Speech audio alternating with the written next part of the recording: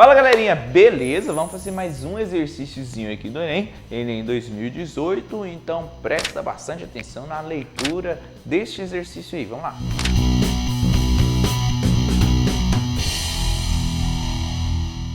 Alguns materiais sólidos são compostos por átomos que interagem entre si, formando ligações que podem ser covalentes, iônicas ou metálicas.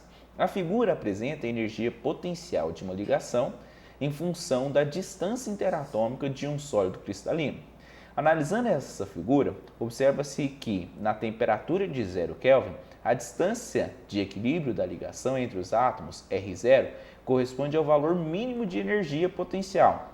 Acima dessa temperatura, a energia térmica fornecida aos átomos aumenta sua energia cinética e faz com que eles oscilem em torno de uma posição de equilíbrio média, círculos cheios, em que é diferente para cada temperatura.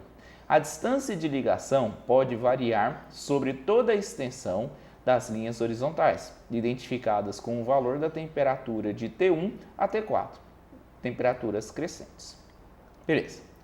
Bom, o deslocamento observado na distância média revela o fenômeno da... Então, galera, o exercício nos mostrou esse gráfico aqui. Não sei se você entendeu a leitura, mas aqui você tem a energia da ligação e a distância interatômica. Quando você aumenta a temperatura, as partículas elas começam a se agitar.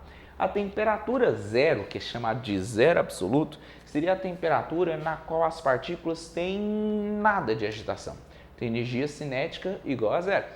E então seria o menor valor possível de energia potencial. Esse R0, que seria o raio no momento onde elas teriam temperatura igual a zero, mostra a distância em que os átomos ficam com a menor energia possível. Então imagine assim, dois átomos, eles estão aproximados, formando uma ligação química entre eles, e quando eles estão a temperatura igual a zero, existe uma distância ideal entre os dois núcleos. Essa distância ideal é o chamado R0, e aqui você tem a energia desses átomos nesse momento. Se você começa a aumentar a temperatura, esses átomos começam a se agitar. E a distância entre eles, ela aumenta e diminui. Quando a distância aumenta, a energia, ela aumenta um pouquinho. E aqui, no outro sentido, ela também aumenta um pouquinho. Então, na temperatura T1, a distância entre os átomos fica variando de lá até aqui. Quando eu vou aumentando a temperatura, a distância entre os átomos, ela também vai aumentando. O círculo preenchido mostra que essa média da distância entre os átomos, ela vai aumentando com o aumento da temperatura. Então, imagine o seguinte, existe uma distância entre os átomos, você vai agitando eles. Quanto mais agitado eles estiverem, maior a distância média entre esses átomos.